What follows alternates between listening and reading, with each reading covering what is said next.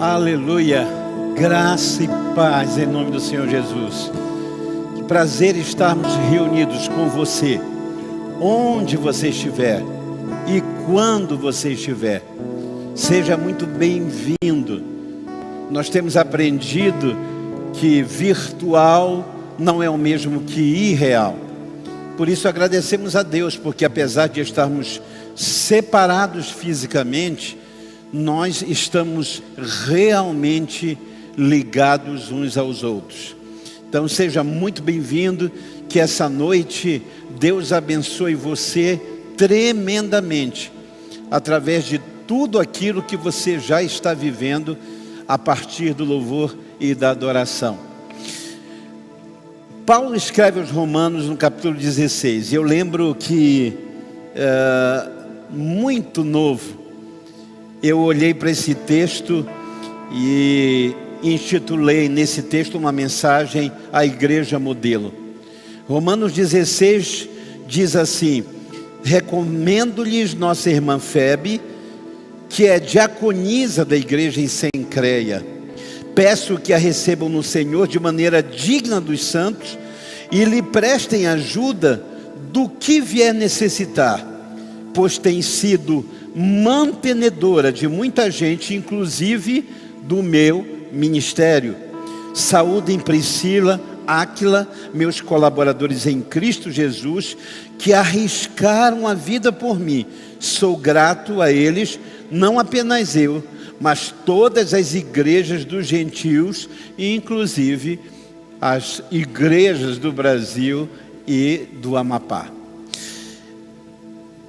Essa é uma igreja modelo, uma igreja que recebe, que acolhe, uma igreja que socorre com todas as implicações, mas é uma igreja também que se sacrifica.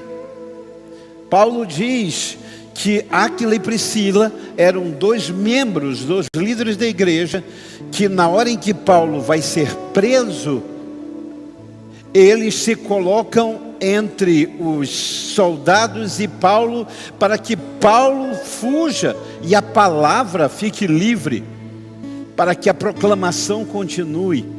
Uma igreja modelo, uma comunidade do Cristo, é essa comunidade que recebe bem, que acolhe com todas as implicações, que não tem medo de partilhar com os outros nas necessidades dos outros.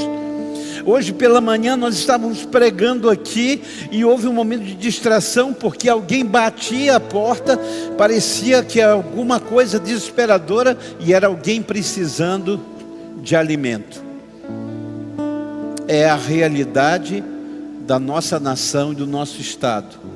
100 milhões de pessoas no Brasil, segundo as estatísticas, têm medo, têm dúvida do que vai ser o dia de amanhã. Se amanhã terão pelo menos o básico. E é nessa igreja em Roma que Febe recomeça a sua vida, tendo as suas necessidades partilhadas com os irmãos, mas mais do que isso, tem ali Áquila e Priscila, que são capazes de sacrificar para que a obra continue avançando.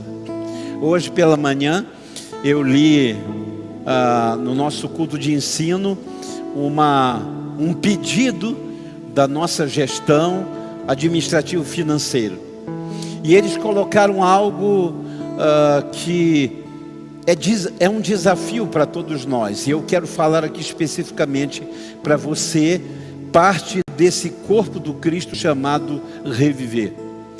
E eles disseram: no ano de 2020 nós conseguimos realizar socorro emergencial de remédios, de alimento, de tudo que se precisava. Foram mais de 6 mil cestas entre Reviver e os nossos parceiros do Brasil e até fora. Então nós conseguimos realizar socorro emergencial, ação social, conseguimos manter os projetos, fazer missões. Mas esse ano, dizem os nossos gestores, nós estamos no momento em que todo o Brasil, inclusive os nossos parceiros do ano passado, estão vivenciando a maior crise sanitária, política, administrativa e econômica. A maior crise que já vivemos. E então, nesta hora, eu preciso fazer você reviver, lembrar de Áquila e Priscila. Preciso lembrar que uma comunidade modelo, ela é sacrificial. Ela se doa, ela se derrama, ela se abre para os desafios. E segundo a nossa gestão administrativa e financeira, até o dia 30, para que não sofra nenhum projeto, nem missões, nada, nenhum trabalho nosso, nenhum socorro, nenhuma emergência, para que nada sofra solução de continuidade, até o dia 31, nós precisamos de fechar com 15 mil reais a mais do que temos hoje. É necessário, é um número bem redondo daquilo que nós reviver, vamos repartir entre nós, vamos socializar entre nós. Nós somos, graças a Deus, hoje, mais do que centenas, nós somos milhares. Hoje nós alcançamos em um culto, onde no passado nós tínhamos 900 membros, 900 lugares. Hoje nós alcançamos 6 mil, 5 mil. Na nossa live de sábado, a live solidária, nós alcançamos mais de 60 mil pessoas. E eu acredito que grande parte dessas pessoas hoje fazem parte dessa reviver global, desta comunidade do Cristo, que parte do Amapá, de Macapá, para o resto do mundo. Por isso eu tenho liberdade de dizer a você reviver, que já ama, que já faz parte, que já se associa aos nossos esforços, até o dia 30, que Deus mova, que Deus te abençoe, para que nada possa parar, para que junto a tudo aquilo que temos já para suprir as necessidades, que são muitas, todos os nossos projetos e tudo em andamento, para que além disso Deus nos abençoe através de você. E esses 15 mil reais serão absolutamente pequenos, porque nós temos uma comunidade de homens e mulheres que recebem, acolhem, que se doam, mas que, como Áquila e Priscila, não tem medo de sacrificar. De que maneira eu posso ajudar, pastor? Você pode ajudar ligando para o 98401-9374, é o novo número Reviva Fone. E você pode dizer: eu quero ajudar com alguém apanhando na minha casa mantimentos, eu quero ajudar deixando na igreja, na calçada, sem ter contato, eu quero ajudar de alguma forma, fazendo um Pix, uma transferência, e você também tem os dados aqui de como você pode fazer isso. Mas principalmente você, líder, e você, mantenedor de reviver, você, membro dessa parte do corpo, principalmente a nós cabe o sacrifício, o empenho, cabe o denodo, o amor. E eu quero dizer a você que em 23 anos de existência, Deus nunca nos desamparou. Deus nunca deixou de abençoar a nossa vida, porque socializamos com a necessidade da cidade. E eu creio, pela segunda vez, paramos a nossa construção e decidimos que a nossa prioridade não é o cimento, tijolo, ferro, não é a nossa edificação. Nesse momento, a nossa necessidade é a viúva, o órfão necessitado, é o campo missionário, são os nossos obreiros, é o nosso socorro emergencial. Pessoas são mais importantes que coisas. Por isso eu quero orar agora, para que Deus toque o seu coração, para que Deus mova você, para que Deus fale, para que Deus lembre a você o quanto Ele tem cuidado e quanto Deus tem sido fiel. Quase que diariamente eu falo com pessoas e essas pessoas dizem: no tempo da pandemia eu construí minha casa. No tempo da minha pandemia eu iniciei um empreendimento. No tempo do caos, Deus fez brotar no deserto um oásis. E é com você, e é para você, esta palavra e este desafio do Cristo em favor da nossa cidade. Pai, eu oro agora por este homem, esta mulher. Eu oro por este trabalhador, esta trabalhadora. A tua palavra diz: aqueles que puderam colher mais, colheram, para que aqueles que nada colheram não tenham falta. E assim, Pai, nós te pedimos, dá-nos esse sentimento, dá-nos, ó Deus, essa disponibilidade, dá-nos, Senhor, ó Deus, gratidão, generosidade, justiça social. Dá-nos, ó Deus, não despedir os que batem na nossa porta, ó Deus, pedindo por socorro, as portas cerradas e as pessoas batem, gritam, chamam, porque sabem que neste lugar há sempre um oásis, há sempre o desejo e a disposição de assistir ao necessitado. Nós cremos no que a tua palavra diz. Tiago, teu servo, escreve dizendo: a verdadeira religião é essa, é livrar-se da corrupção deste mundo e assistir a viúva, o órfão, o necessitado, o estrangeiro nas suas necessidades. Assim, Pai, fala, toca, faz o milagre. E eu creio, Senhor, que no dia 30 nós celebraremos ao Senhor, o Deus fiel, ao pastor que tem cuidado de cada um de nós e cuja palavra declara: Ele é o nosso pastor. O que necessitamos não nos faltará. Em nome de Jesus, amém, amém e amém. Vamos adorar ao Senhor, e enquanto adoramos, enquanto o servimos com os nossos talentos, você pode fazer a sua oferta em nome de Jesus.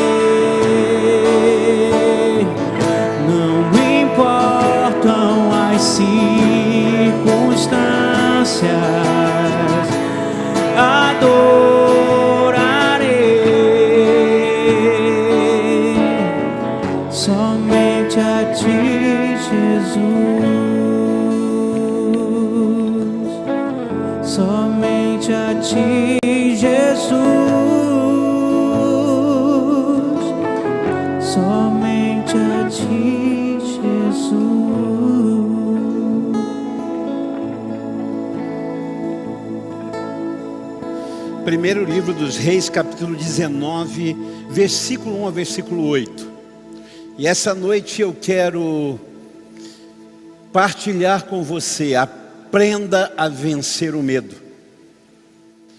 Drummond, em uma poesia chamada Congresso Internacional do Medo, diz: provisoriamente não cantaremos o amor que se refugiou no mais profundo do subterrâneo. Cantaremos o medo, nosso amigo e companheiro. Cantaremos o medo da morte, o medo de depois da morte, e depois morreremos de medo, e sobre nossos túmulos nascerão flores amarelas e medrosas. Nesse texto de 1 Reis, capítulo 19, versículo 1 a 8, A palavra de Deus vai nos ensinar, num tempo de pandemia, de mortandade, de fome, de miséria, de empobrecimento, como vencer o medo. Diz a palavra de Deus: ora, Acabe contou a Jezabel tudo o que Elias tinha feito e como havia matado todos aqueles profetas à espada. Por isso, Jezabel mandou o mensageiro Elias para dizer: que os deuses me castiguem com todo rigor, caso amanhã nesta hora eu não faça com a sua vida o que você fez com a vida dos meus sacerdotes. Então Elias teve medo e fugiu para salvar a sua vida. Em Berseba de Judá ele deixou seu servo e entrou no deserto, caminhando um dia. Chegou a um pé de giesta, sentou-se debaixo dele e orou, pedindo a morte, dizendo: já tive bastante vida, Senhor, não sou melhor do que os meus antepassados, tire a minha vida. Depois se deitou debaixo da árvore e dormiu. De repente, o anjo tocou nele e disse: levante-se e coma. Elias olhou ao redor e ali junto à cabeceira havia pão assado sobre brasas quentes e um jarro de água. Ele comeu, bebeu, deitou-se de novo. O anjo do Senhor voltou, tocou nele e disse: levante-se e coma, porque a sua viagem será muito longa. Então ele se levantou, comeu, bebeu, fortalecido com aquela comida, viajou 40 dias e 40 noites, até que chegou a Horebe, o monte de Deus, onde Deus iria falar. Espírito Santo, fala conosco, ensina-nos a vencer o medo, as ameaças, esse tempo tão difícil. Ensine-nos a vencer, por Cristo Jesus nós te pedimos, amém. Essa pandemia nos revelou várias coisas que nós não queríamos ver. A mais impactante foram os temores e crises emocionais que desafiam a nossa fé, que desafiam ao crente, que desafiam ao cristão. Transtornos de ansiedade, pânico, depressão, suicídio. Percebemos que a alma do cristão é tão humana quanto qualquer outra alma. Tiago vai dizer a respeito deste texto de Elias: Elias era um homem como nós, sujeito às mesmas paixões.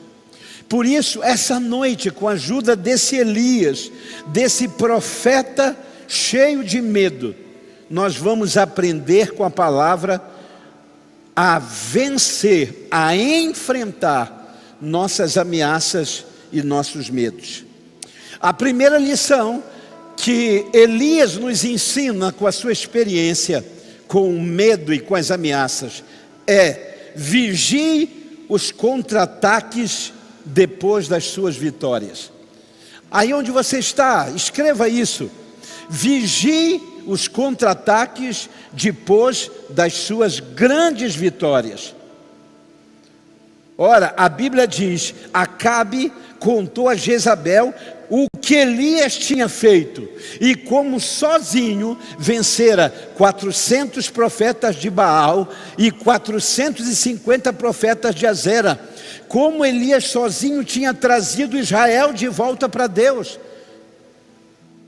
Mas a Bíblia diz que esta mulher chamada Jezabel, a rainha, ela é tomada por um ódio e na sua fúria diz: envie a Elias um recado, amanhã ele estará morto como os sacerdotes da minha religião.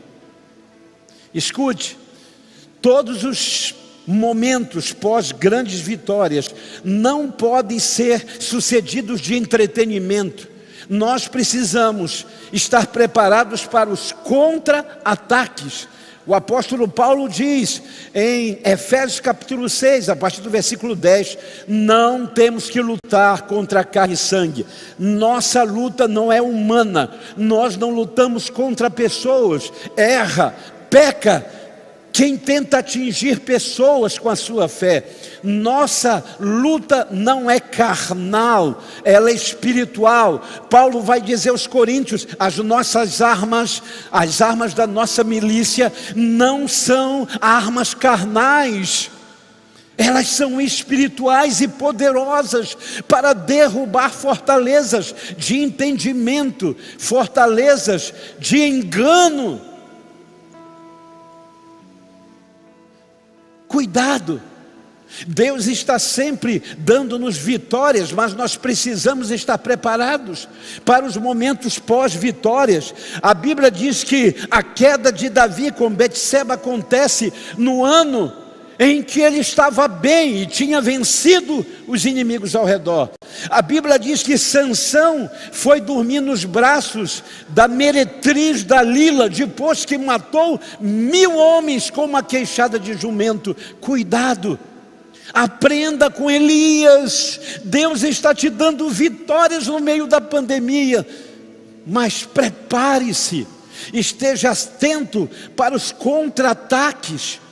Todo período pós-vitória precisa ser de vigilância, não de entretenimento. O pastor Paul Yang Cho, David Yang Cho, pastor já emérito da maior igreja do mundo em Seul, na Coreia do Sul, ele diz: o grande problema do Brasil é quando Deus se move, quando Deus traz vitória à sua igreja, todos terminam na pizzaria comemorando.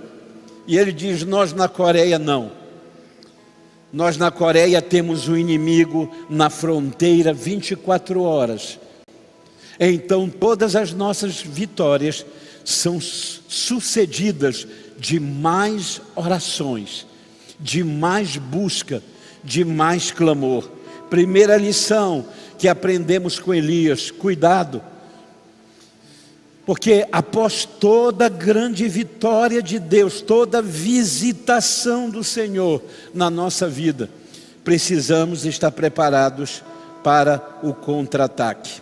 Segundo, aprendemos com Elias na hora do medo, das ameaças: não fuja para o deserto. O versículo 3 diz: Elias teve medo e fugiu para o pior lugar que pode se fugir. Fugiu para o deserto, e diz a Bíblia, ele entrou ao tempo de um dia, ele mergulhou no deserto. Ele não apenas olhou o deserto, mas ele lançou-se ao deserto. Escute, deserto só é eficaz quando somos levados por Deus e quando temos a promessa de ser supridos por Deus. Deserto só é uma escola para nós quando Deus nos conduz e quando temos a promessa de sermos supridos por Ele. Foi assim com Israel, 40 anos no deserto, Deus os conduziu, Deus supriu necessidade. A Bíblia diz que o sapato não mudou de número, os pés, ou o sapato cresceu junto, ou os pés não cresceram. A roupa não se desgastou. Como, pastor? 40 anos. Porque deserto não é absoluto, tal qual é o Deus de Israel no deserto. A Bíblia também diz que foi assim com Jesus. Jesus é levado pelo Espírito ao deserto. Havia um propósito. E ali Jesus aprende e nos ensina que evangelho da graça de Deus não é evangelho, não é mensagem de autopreservação. Satanás diz a Jesus: você não precisa passar por nada disso se você me adorar. Eu te dou tudo, eu te entrego nas mãos os reinos que me foram entregues. E o Senhor Deus diz: não tentarás o Senhor teu Deus. Deserto, queridos, é importante para nós. Deserto é uma escola para nós, quando nós realmente aprendemos. A Bíblia diz que há desertos que Deus nos faz passar, mas no final os anjos vêm nos confortar. Amém? A Bíblia diz que no final dos 40 dias de Jesus no deserto, os anjos vêm confortar. Quem não gostaria de ter hoje anjos descendo e confortando, trazendo mantimento, trazendo alimento? Mas há desertos que entramos por nossas próprias pernas e querem tirar o nosso prazer de viver. Elias entra no deserto e ali debaixo de uma pequena árvore, ele está tentando se esconder do sol, e ele faz uma oração ridícula para um profeta. Ele diz: ó Deus, eu não sou melhor do que os meus antepassados que morreram, tire a minha vida. Elias sabe que o suicídio é comprometedor, ele não tem coragem de, no medo, e ele não tem coragem de, na ameaça, tirar a sua própria vida. Ele não sabe ao certo o que será se tirar a sua vida, é uma incógnita. Mas ele diz: Deus, tire a minha vida, já vivi o suficiente. Eu lembro que no nosso projeto Bem Viver, que é o projeto antes dessa pandemia, assistindo pessoas com transtornos emocionais. E eu cheguei para visitar o projeto e alguém disse assim: pastor, eu sei que você não é psicólogo e nem pode atender as pessoas, mas o psicólogo ainda não chegou, mas a ficha do acolhimento, como o senhor é homem, o senhor poderia fazer? Eu disse: pois não. E eu fui preencher a ficha de acolhimento daquela pessoa. Metade da ficha ele para e diz assim: pastor, eu sou um crente em Cristo passando pelo pior momento da sua vida. Se eu tirar a minha vida, eu vou para o céu ou vou para o inferno? Pergunta extremamente difícil. Mas Deus me deu a resposta, e eu disse a ele: quem mata ao outro, tira do outro a oportunidade, mas ainda tem tempo para rever os seus conceitos e para ter um arrependimento genuíno, que pode lhe dar acesso aos céus. A Bíblia tem vários criminosos que hoje estão no paraíso, segundo o próprio Senhor Jesus. Mas eu disse àquele rapaz: quem tira a sua própria vida, tira a única possibilidade e o tempo de rever e reler a sua própria vida. A Bíblia diz que Elias ora, porque ele vai para um deserto provocado pelo seu próprio querer, sua própria vontade. Sabe, querido, deserto e tempestades, elas são muito interessantes, porque há tempestades que você entra no barco e Jesus diz: entre, e a tempestade te pega lá no meio.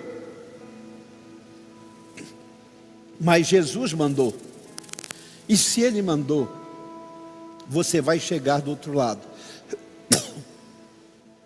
Mas há tempestades que você entra porque quer. Jonas entra na tempestade, e como ele entra na tempestade, ele termina dentro de um grande peixe, porque a tempestade na vida de Jonas foi por sua fuga do propósito de Deus. Então, desertos, tempestades, lutas, provações, só são eficazes quando Deus te leva e quando Deus garante a você que Ele vai te suprir. Terceiro lugar, e eu concluo, diz a Bíblia que em Berseba ele deixa para trás o seu companheiro. Terceira coisa que eu aprendo com Elias, em nome de Jesus: companhias, amigos, pessoas são extremamente importantes na hora do medo. Quantos de nós,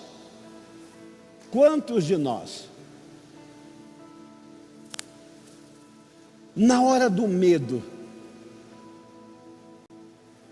não tem a oportunidade de chamar alguém para estar com você? A palavra do Senhor diz que Jesus estava no Getsemane, e ele estava angustiado até a morte. Diz a Bíblia, ele estava extremamente angustiado. E ele então acorda Pedro, Tiago e João, e ele faz com que Pedro, Tiago e João despertem. E ele diz: eu estou com angústia até a morte, vigiem comigo. Elias tem medo, é ameaçado, foge para o deserto e deixa a sua única companhia. O conselho que a palavra nos dá é: na hora da crise do medo, procure companheiros. Pedro e Judas, a diferença não está no erro, não está no pecado. O pecado de Pedro foi negar Jesus 3 vezes. Qual a diferença, teologicamente falando, para o pecado de Judas, que vendeu Jesus? Não há diferença. Pecado é pecado, negar ou vender. Mas o problema não é o seu pecado, mas o que você faz com o seu pecado. E a Bíblia diz que Pedro, arrependido, corre para os amigos, mas Judas corre para o campo, para o deserto, e ali ele só encontra uma árvore e uma forca. Por isso, conselhos de um idoso pregador chamado Paulo. Segunda carta de Timóteo, capítulo 4, versículo 9 a 22. Paulo diz assim: procura vir ter comigo, ó Timóteo, e vem depressa. Sabe por quê? Porque na minha última audiência, ninguém me assistiu, todos me deixaram. Timóteo, venha depressa, eu estou precisando de amigo, de companhia. Ele diz: Demas me desamparou, amou o presente século, foi para a Galácia. Crescente para a Galácia, Tito para a Dalmácia, só Lucas ficou. Toma Marcos e traze-o contigo, porque me é muito útil a mim e ao meu ministério. Quem é João Marcos? É alguém que na primeira viagem de Paulo e Barnabé amarelou, falou: estou enjoado, para essa viagem, quero voltar. E Paulo fica extremamente aborrecido e diz: esse rapaz não tem futuro, esse rapaz não tem compromisso. Sabe, o experiente Paulo olha para aquele jovem Marcos e diz: olhou para trás, não é digno. Mas agora, na hora do medo, na hora da solidão, ele diz: Timóteo, vem, traz até João Marcos. Sabe, queridos, eu conheço muita gente que reluta em receber algumas pessoas que falam muito, algumas visitas que falam pelos cotovelos. Mas essas mesmas pessoas, quando estão no leito de enfermidade, dizem: traga João Marcos, por favor, traga ele, me é muito útil. Conselho do sábio, do vivido, do experimentado. Ninguém me assistiu na minha audiência, estou indo para a condenação sozinho. Timóteo, vem, traz João Marcos. E aí ele diz: e quando vier, traga minha capa e traga os meus pergaminhos. Sabe, queridos, quem tem companheiros, quem tem amigos, tem sempre uma expressão da graça de Deus. Quem tem companheiros e tem amigos? Eu lembro da história e concluo. Dois amigos chamados Paul e John, nos Estados Unidos, cresceram na mesma rua, frequentaram a mesma escola, foram chamados para o mesmo batalhão na mesma guerra. Um dia estavam debaixo do fogo cerrado. Paul recebeu a ordem do comandante bater em retirada, mas ele viu que o seu amigo John estava debaixo de um fogo cerrado, uma névoa espessa, e aí, desobedecendo a ordem do seu comandante, ele entra no meio daquela artilharia pesada, e quando ele chega lá, o seu amigo de infância está quase morrendo, e ele diz: você não vai morrer, você não vai. Ele disse: eu só pedi a Deus uma coisa em oração, para viver o suficiente para certificar-me de que você viria ao meu encontro. Quando aquele jovem volta,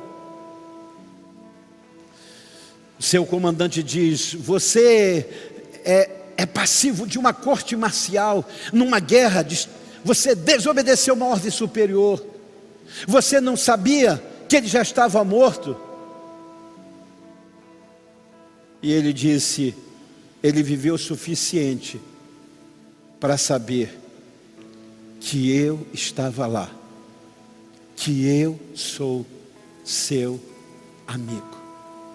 Por isso, nessa noite, debaixo de um céu, muitas vezes com densas nuvens, debaixo de dias chuvosos e cinzentos, no meio dos nossos medos e ameaças, aprenda com Elias a enfrentar, a confrontar, sendo vigilante. Todo momento de grande vitória é sucedido por momentos de contra-ataque. Seja vigilante. Comemore as respostas de oração com mais oração. Grave isso, anote isso. Comemore as vitórias da oração com mais oração. Segundo, não fuja para deserto. Deserto é lugar inóspito. Desertos só são pedagógicos quando Deus nos leva e quando Ele nos conduz e Ele nos supre. Terceira lição, em nome de Jesus: no seu medo, na sua angústia, não fique só, não se isole, não deixe para trás os seus companheiros. Companheiros são expressão de Deus, amigos são expressão do Deus que ama. Por isso, nessa noite, você pode ter medo, mas não pode parar. O anjo diz: Elias, você pode ter medo, mas você não pode parar. E quando Elias abre os olhos, tem pão e tem água, tem provisão. Eu estou dizendo que no seu medo, na sua angústia, no seu pânico, Deus trará pão e água, provisão, palavra, alimento, para que você possa caminhar ainda muito nesta terra. Ainda há um propósito de Deus na sua vida. Aqueles que morreram nesta pandemia partiram por um propósito. Os que voltaram da intubação, os que voltaram do isolamento, voltaram por um propósito. E você está de pé, para um propósito. É possível ter medo, sim. Essa pandemia nos desnudou e mostrou para a nossa fé o quanto de medo estava guardado. Mas em nome de Jesus, retroceder nunca, render-se jamais. Deus sempre virá na sua caverna. Elias, você é o Elias que me ouve, que me assiste. Deus sempre irá no fundo da sua caverna para te levantar e dizer: ainda tem um caminho para você. Aí onde você está, ore. Sossegue, pare um pouco agora. Olhe para o seu medo e comece a falar e a declarar a palavra. Enquanto os nossos músicos adoram, faça a sua oração, fale com Deus, e eu volto para encerrar abençoando a sua noite e essa semana que inicia, em nome de Jesus. Amém.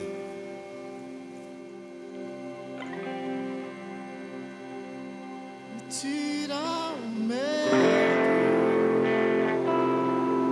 que me faz dizer: Moisés, suba ao meu lugar.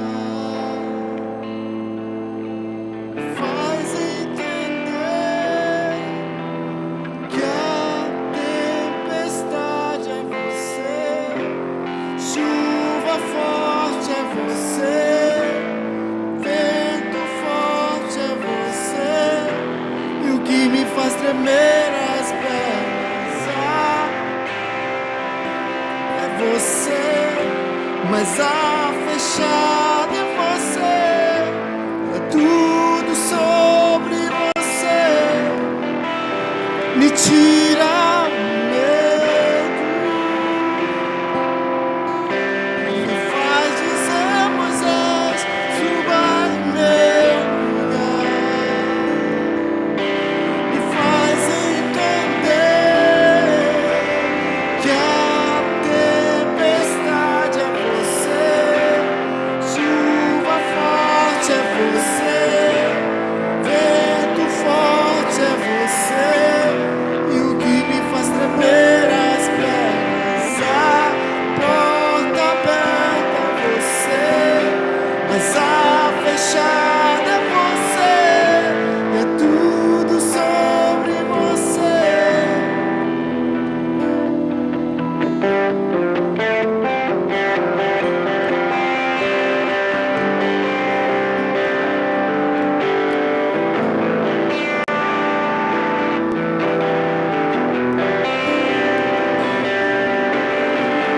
Meus pés.